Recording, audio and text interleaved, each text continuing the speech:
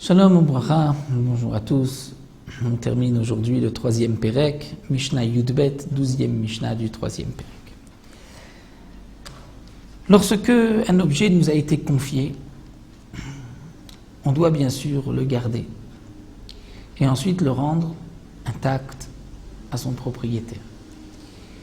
Dans la Torah, il y a la fameuse paracha de Shlichut Yad, c'est-à-dire que la Torah nous dit que lorsque Réhouven a confié à Shimon un objet ou une bête, et que Shimon a perdu ou on lui a volé cet objet, il n'est pas responsable, mais à condition imlo shalach yado, c'est-à-dire qu'il n'a pas tendu la main, il n'a pas voulu s'en emparer.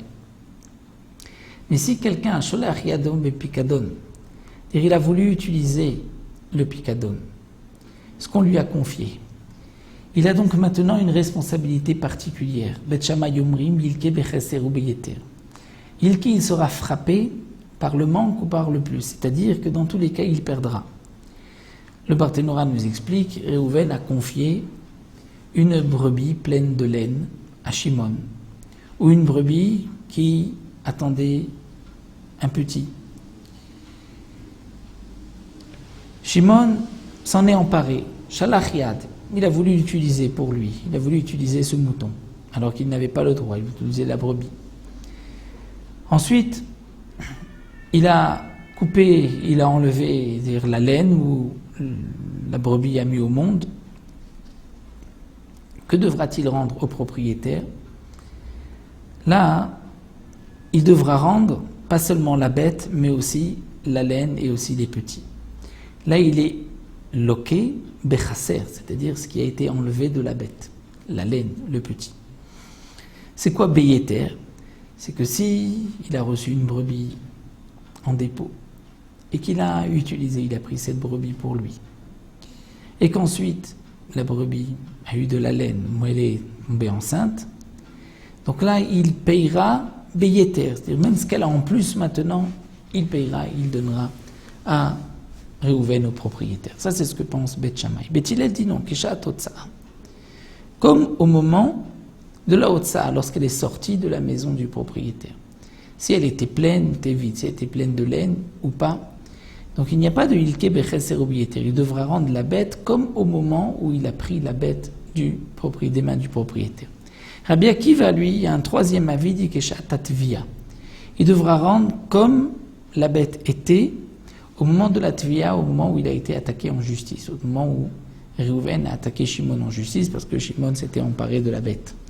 Donc il devra rendre, on apprend du pasuk, Biyom Hashmato, comme au moment où il a amené en justice Shimon. La Mishnah poursuit avec un autre din. Là, nous avons vu, lorsqu'il y a eu Shlichut Yad, c'est-à-dire il a utilisé, il a pris la bête. Mais lorsqu'il n'a pas utilisé, il voulait utiliser la bête, Achoshev l'ishloach yad bepikadon, il a pensé, c'est-à-dire que devant deux témoins, il a dit je vais prendre la chèvre de Réhouven, ce que Réhouven m'a laissé, je vais prendre la chèvre, je vais utiliser son lait. Mais il ne l'a pas encore fait. Bet Shammai Omrim Chayav, Bet Shammai disent Chayav, il est responsable de ce qu'il arrivera. Parce que dès qu'il a dit, c'est comme s'il l'avait fait. Bet Hillel Omrim non, il faut qu'il y ait une action. Tant qu'il n'a pas pris la bête, il n'est pas responsable. Comme dit la Torah, s'il n'a pas tendu la main, s'il n'a pas pris le bien de son prochain. La Mishnah va maintenant nous expliquer Bet Hillel, Ketzad, c'est-à-dire comment est-il chayav dans Shlichut Yad.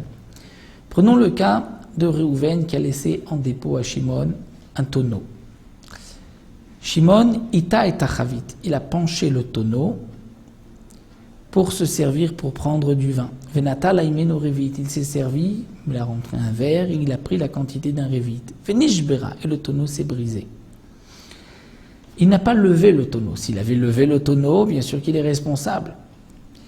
Mais là, il a juste penché. Donc il n'a pas fait d'acte d'acquisition, même en tant que voleur, il ne l'a pas levé. Mais il y a eu Shlichut Yad, puisqu'il a utilisé, il a pris du vin. Eh bien, quelle est sa responsabilité? Eno meshalem el ha-revi'it. Il n'est chayav que de ce qu'il a pris du revi'it. Mais pas plus. S'il doit être chayav du tonneau, c'est seulement s'il a levé le tonneau, il a tiré le tonneau. Et même si, bien sûr, le tonneau ne s'est pas cassé sur le moment, il s'est cassé un peu plus tard. Mais dès qu'il a pris un révi'it, il est responsable. D'après Beth Shammai, dès qu'il voulait prendre un révi'it, il est responsable. D'après Beth Hillel, dès qu'il a pris.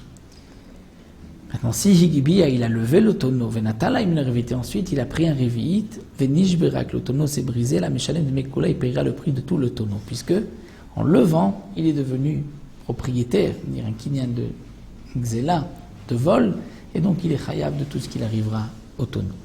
Ça, c'est donc le din de Shlichut Yad, que la Mishnah nous explique. Donc le fait d'avoir pris du vin nous rend responsables de ce qu'on a pris.